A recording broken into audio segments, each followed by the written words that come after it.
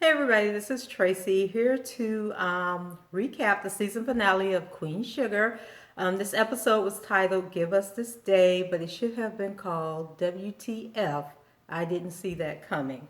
So we'll just get right into it because that's exactly what Miss Ava DuVernay did in this episode. The show opens with Ralph Angel and Darla, and they're making love in the shower. Okay, it seems that Ralph Angel has a thing for a shower because remember when Roberta came over, he told her to go get naked and get in the shower. So he obviously likes his women to be real clean. But it was a nice scene, nice little soft touch with him and Dollar. So I'll go ahead and give him that one. So now that the charges have been dropped against Too Sweet, we have Nova and she's saying goodbye to him. And the other guy, I think his name is Rick, is coming to pick him up. And I missed where Too Sweet was going. But Nova had packed his bag and given him like it was a box with like some of her herbs and plants or something she had in that box that she gave him as a going away gift. So, like I said, I wasn't sure where he was going, but Rick was taking him and he told him, he'd make sure that he got there safe and sound. And so later on, Calvin calls Nova. She's in the house and she's working on an article or something. And so he calls and he says he wants to see her. And so he tells Nova to look out the window and he's outside. So she goes outside and they have an embrace and they kiss. And he tells Nova that, this time he wants to do it differently. He wants to take her out to dinner and for drinks. And, he wants to be seen in public with her. And so what girl doesn't want her man to claim her in front of the world? So, Nova likes that idea. And so they make plans to go out later. And then it's showtime. It's our girl Charley, and boy, she is at it again this episode. So Charley goes to meet Davis, who is in town and staying at he's staying in a hotel. And so he tells Charley that him and Felix plan to sign with New York. I think he said in like 5 days or something. And so Charley gets that look on her face that Davis doesn't know what's about to hit him, because she is about, the wheels are turning up here, and so she's got a plan for him, and he just ain't ready. Is all I'm going to say. So Charley calls Lena, and because she's figured out that the only reason Davis and Felix would still be signing with New York is because Lena didn't convince Felix, not to sign with them. And so, Charley gets her on the phone. And so Miss Lena decides that she wants to play with Charley. And she tells Charley, that basically she is calling her bluff. And that if Charley were to release the video, that Goldie, what's her name? Melina Goodia, whatever her name is, that she could sue Charley and, Charley could possibly go to jail or something she was saying. And so, Charley didn't blink. She told her, play with me if you want to, but I will release that tape. And so Lena had a look on her face like she didn't know if she wanted to try Charley or not. So then we have a scene with Charley, Davis, and Micah, and they're at the High Yella. And so, Micah is being, really disrespectful. He's feeling himself, and I obviously think he's grown and the man of the house now that Davis isn't there. And so, he's basically telling Davis that he doesn't believe anything that he says and that he can make his own decisions in his own life, and just basically saying that Davis doesn't care about anybody but himself. And so in the midst of this discussion, Frank, the owner of the Stingers, walk in. And so he comes in, and the next thing we have is Micah's at another table, and then Charley, Davis, and Frank are sitting at a table together. And so, Frank is basically, giving him his sales pitch about why he should come and play for the Stingers. And so, Davis, he's kind of reluctant, but then, Charley puts the charm on and leaves him to believe that it's going to, like, they're going to get back together if he signs, and, there'll be one big happy family. So Davis decides to give it some consideration. I think Charley actually reached over and like touched his hand and smiled at him, but it was a pain smile because she done bit by more want to be back with Davis than she did when she first found out he had slept with that prostitute. So later on, Remy stops by Aunt Vi's to see Charley, and I guess Nova's mojo worked because Charley has him on the sofa and she's straddling him, like a stripper about to give him a lap dance, and she's kissing all over him and everything. And so Remy kills the mood, because he feels the need to let her know that he was talking to Ralph Angel and he accidentally told Ralph Angel that Charley planned to buy the mill. And so, of course, Charley's not happy about that, but Remy's letting her know that, Ralph Angel's part owner, and he had some really great ideas about getting the sugar cane to the mill that they had talked about, that was like 16 hours away. And so I'm really confused about this sugar crop because it seemed like later in the episode they were saying that they had 6 months to harvest it and get it to the mill. Whereas a couple of episodes ago, I thought that the sugar cane was ready to be cut down and sent to the mill, and that there was a sense of urgency. But I guess that's not the case now. But that conversation killed the mood, and I think Remy left after that. So then in the next scene we have Charley, Remy, Ralph Angel, and Nova, and so they're having a meeting, and Ralph Angel, he's all full of himself and thinks he knows best, and what they should be doing for the farm, and it's his farm and he's running things. And so Charley lays out her plans for buying the sugar mill and how she's going to bring the other farmers in. And so at first Nova was kind of acting like she was in agreement with Ralph Angel and that Charley was overstepping her boundaries. But then after she gave that little spill, she turned around and said, but girl, I am so proud of you, girl power, we're going to do this, you're going to be a mogul, female sugarcane queen and all of this other stuff. And so Ralph Angel is sitting there about to explode. And, and so then he cuts in and, he tells Charley that, it's not going to work. And, he can't believe that she's going to jeopardize the crop. And then Charley told him, well, if it doesn't work, then I'll give you, I think which would have been the $1.3 million that they were told that the crop would probably be worth. And so, that still isn't good enough for Ralph Angel. So then Ralph Angel says that their father just wanted to farm the land and make enough money so that he could plant a crop the next year, and that he wasn't trying to build an empire, but Charley pretty much tells him, that he doesn't have a choice because she's mapped all this out and they're moving forward with her plan. So Ralph Angel gets upset and he storms out of the house, and Aunt Vi comes running behind him. And so he pretty much tells her, he doesn't want to hear another one of her speeches, and that, he thinks that he should have a say-so. But then Aunt Vi cuts him off and she's like, I'm not about to talk about that land. I need to know what's going on with Hollywood. And so he tells her, that Hollywood has left, and that the divorce papers had came, and he had the divorce papers with him. So he hands her the divorce papers. And so he just tells her the whole story, that Hollywood is planning to stay in Baton Rouge once he gets back off the rigs. So Aunt Vi, she goes in the house and she calls Hollywood, to ask him to come back, and lets him know that, she knows everything about the divorce and she's sorry and she wants to give it another try. But he lets her know that it is a little too late for that because he's taken some assignment, and I guess he's going to be gone for 6 months. And Lord have mercy, Hollywood. Why we got to go through this, all this back and forth. But, that's what happens, when you play hard to get and then you mess around and don't get got. Because, Aunt Vi held her card a little bit too long, and now she's in jeopardy of losing her man. So back at Ralph Angel's house, it's him, Darla, and Blue, and they're just like, this happy family. And so Darla, she's asking him, is he going to the meeting that Charley's having with the other farmers? And so he tells her, that he isn't going because, Charley wants to have things her way, and he doesn't think it's going to work, and he wants no part of it. So Darla, she gives him another one of her encouraging pep talks, and let him know that he's a good man and he has great ideas, and he can do everything that Charley can do. And so then she turns to him and looks him in the eye. I think they were kissing and stuff. And so she tells him that she loves him, and then he responds back that he loves her also. And so yeah, okay. But anyway, we're going to play along with it. Oh, that was so sweet, and I think those two are going to make it. I know that's what y'all want to hear me say, but it's not what I'm feeling inside.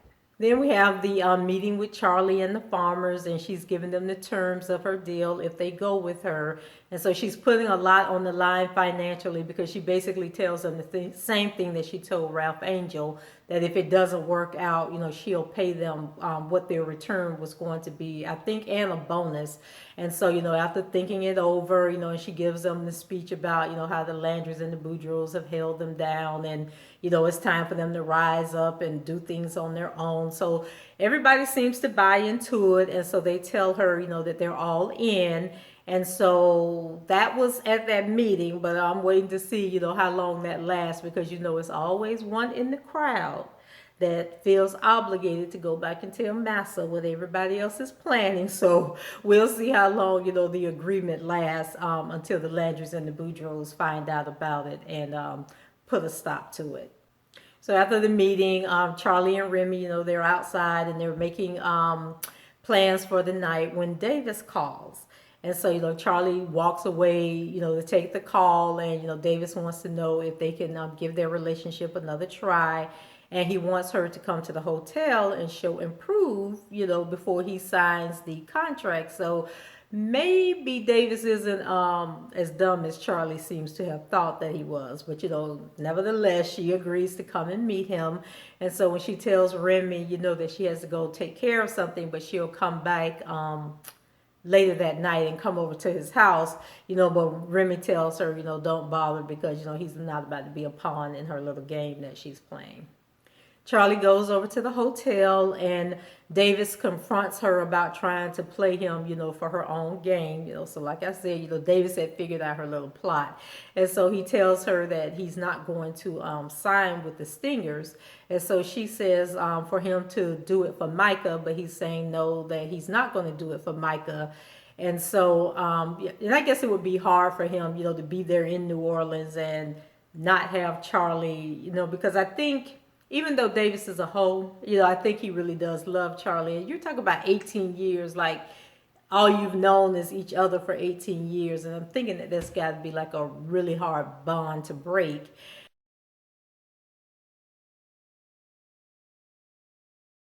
Now the real conversation starts, and Charley is basically like, how did we get here, and how did our marriage just dissolve down to where we're at right now.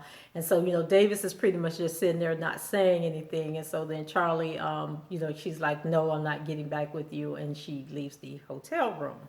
So when we see Charley next, she is at the strip club. And when I saw the previews last week, I thought it was Kiki's father, Boogie, that she goes to talk to at the strip club. But no, it is Felix. And so I guess she knows him better than his wife knows him, because Charley knew exactly where to go and find him. So she pretty much tells Felix that she's leaking the tape the next day. And Felix, he says that he's not believing her, and that there's no way that she could do that. And then Charley, she pulls out her next card and lets him know that yes, she can, because although she per se isn't going to leak the tape, and that Melina, I can never, Gudia, whatever her last name is, she can't leak the tape. She's still a woman scorned, and that Melina has given her a list of all these women. And so then Charley starts, naming all the women, and he's looking at her like, who the hell are these women? So then Charley flips the script, and then she starts giving them their, I guess, their stage names. So I don't know if they were strippers or prostitutes, or strippers and prostitutes, but they have, like Butterfly and Sparkle and names like that. And so come to find out that she tells him that these women know about the tape, and that she's ready to pay them to go to the media and talk about the tape. So then I guess that would spark controversy, and then the media would try to get the actual tape.